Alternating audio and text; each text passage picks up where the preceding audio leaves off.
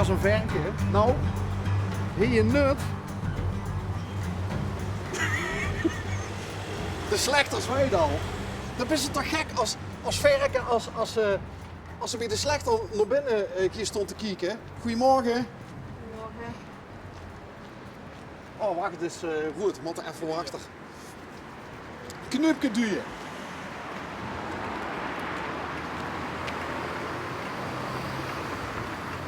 Zou je de slechter hem nou een mutsje gegeven hebben of is het verk zo slim dat hij is gaan shoppen? Dat is het niet. Ja.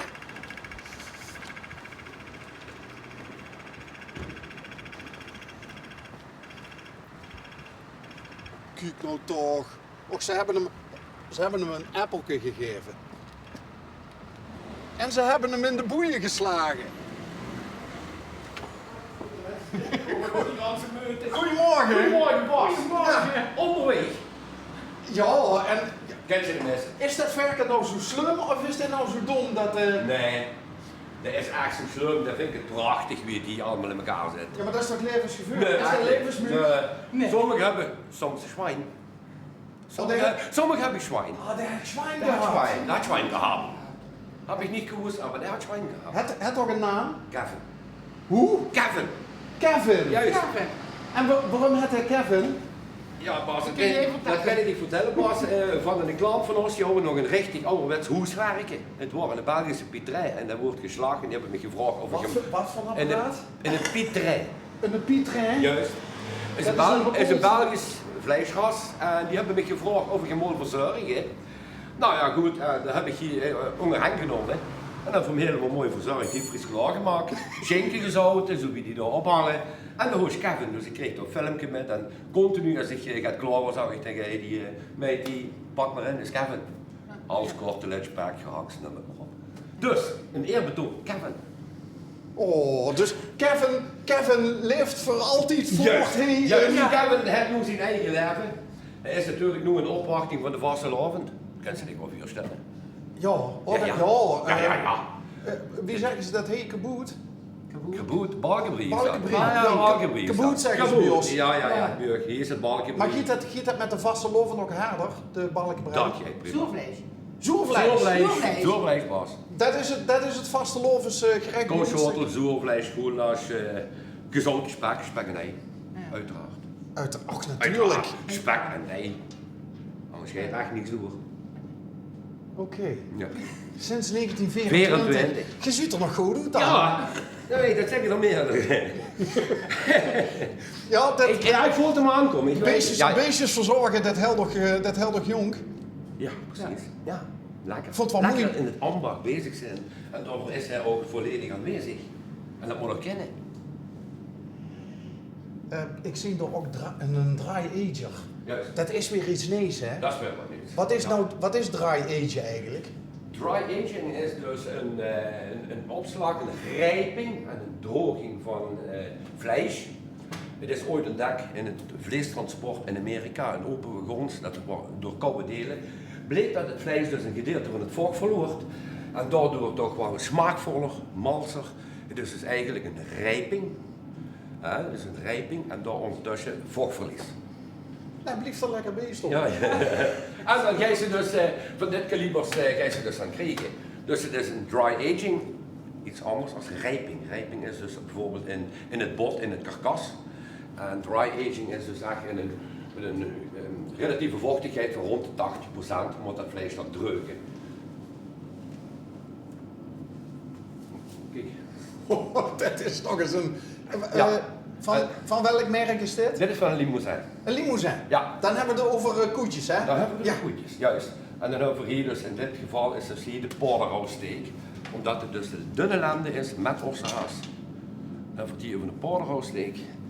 Is de ossehaas verdwenen, dan praten we over een goede buff. En dus uit het bord hier voor de ribeye. Gedeelte is ribeye.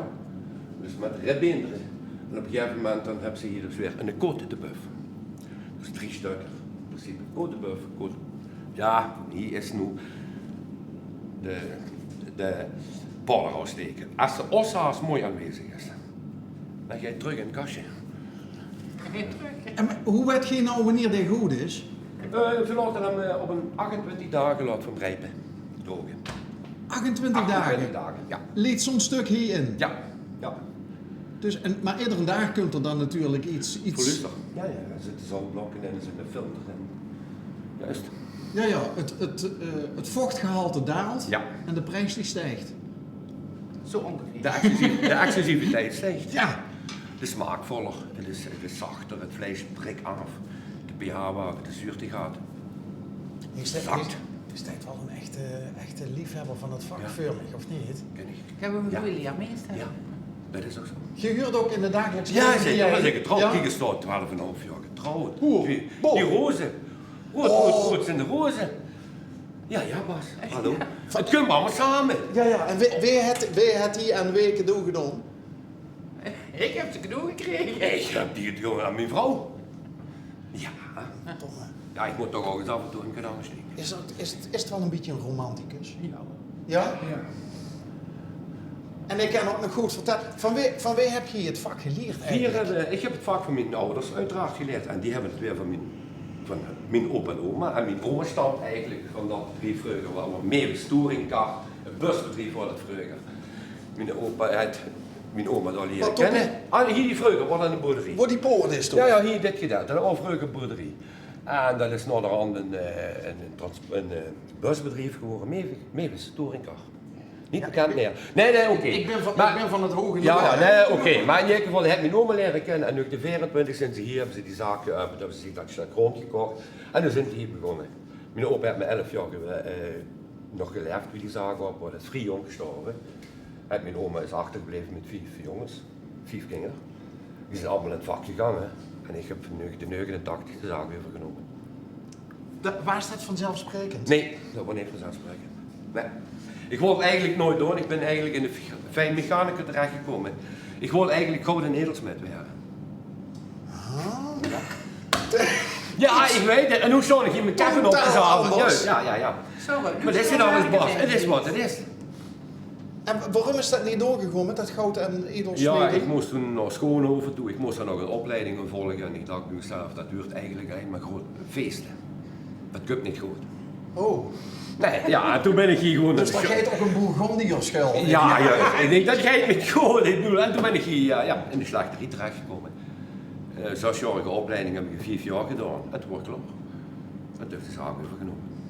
En blijkt dan als ze de opleiding eens volgen, dat ze het toch in de genen is, in Ja, de dat vingers is waar. is? Ja, want ik heb natuurlijk niks anders om je beken zien. Het vlees, lui die allemaal aan het werken waren. Vee wat zingt te wachten op de slag. En ja, noem maar op. Ergens wil heb ze dat toch een met aan. Ja. Dat zit immer aandacht om die bieren. Ik bedoel, een vleesje. En lekker. En lekker. Goed even. Maar je ziet dus 12,5 jaar getrouwd. Ja. Hoe lang kent je elkaar? 20. Ja, 20. 20. Ja. En waarom heb je besloten om nog te trouwen? Ja. Ik was nog nooit getrouwd geweest. Nee. En toen, ja. Ja, ik vond dat toch wel dat dat moest gebeuren. Ja. Ja, dat is toch anders, Bas, dan. Dat is toch anders met die vrouw dit doen. Ja. En wie was dat voor u? Want vanaf 89 zijt je de zaak, Ja, hè? ja. Wie was dat voor u? Want moest ze door dan... het is toch een man met een zaak. Ja. Dus een man die druk is, heeft met zijn zaak die druk gebonden is aan de zaak. Wat dacht je van, ik word slagersmeisje nu? Nee, nooit gedacht. Nee? Nee, nooit gedacht, nooit nee. gedacht. Nee, nooit gedacht. En ja, 2005 de baan opgezegd. Ja. Ik werkte in het klooster in Huizen de Berg. En ja, fulltime begonnen hier. Ik vond het prima. 2007 getrouwd. Dus, en toen heb je dat meisje nog gans moeten opleiden. Ja. Ja. Is dat learning on the job? Of gaat dat dan boete openingstijden nog even... Ook. Nou, maar ook leuk op de job en gewoon niet metlopen, gewoon luisteren wat ik zeg of iemand vroeger. Dan is geen probleem. Dat leer je wel. En wat deed je precies in het klooster? En de Zo, ik hem even pakken. Oh, wacht! Ja, in de keuken. Ja. Dus is die op een andere manier wel goed met vlees? Tuurlijk. Bereiding en zo? Juist, prima. Allemaal heb ik niet klagen. Nee. prima. Dus dat heeft altijd goed gegaan. Ja, dat is goed gegaan. Hey, en een slechter, hè? Ja. Een zelfstandige slechter, is weer eens niet zeldzaam. Ja. Dat ligt natuurlijk aan het grote winkelbedrijf. Dat ligt aan de grote. Maar van de andere kant, kijk, van de andere kant moet je ons ook wel een beetje specialiseren. Mensen willen een stukje beleving hebben, ze willen een verhaal hebben, ze willen wat zien. Hey, wat is dit? Ik bedoel, ik pak hier heel simpel een stukje vlees uit. Steak Delmonico. Pardon. Steak Delmonico. Delmonico. Stukje vlees van een ribeye. Ja. Geopend, de zenen en de pezen en echt dat stuk blok, dat ribeye daaruit gehaald. Daarna is er weer mooi dichtgemaakt. Een steak die midden 19e eeuw bedacht is door de koks, restaurateurs van Hotel Delmonico in New York. Om hun gasten een mooi stukje vlees te verwennen en te geven. Nou, ik heb hem gekopieerd, dat is hem. Dat is een verhaal. Hoe doen ze dat gekopieerd? Toch dat alleen Japanners dat deden. Nee, maar goed, als ze zich daar in verdiept zijn, dan ga je dan bekijken wie doen ze dat en wat moest ze openmaken en wat moest ze erin laten en wat moest ze eruit laten. Dan hebben ze hier in een steek met een vrouw. En dan deed ze die een green egg mooi opstoken en dan deed ze dat eens mooi afgrillen. Het is wel een verhalenverteller, hè? Oeh, het is vakman. Ja, dat druimig. Beetje vakidioot. Dat druimig. Ik kijk naar Keuringsdienst voor Waarde en dan hebben ze over cowboy steaks en over ribeyes. En dan denk ik, yo. Een vakidioot. Vakidioten. Vakidioot. Ja, maar in de beste zin van het woord. Dat is een beste zin van het woord, absoluut. Ja. En tot slot, Kevin kiek ook bij alles wat je doet op de Kevin, vingers. Uiteraard. Dat komt hem toe, toch? Maar Kevin is een blijvertje, want ik Kevin zie, er zit... Dat is blijkbaar.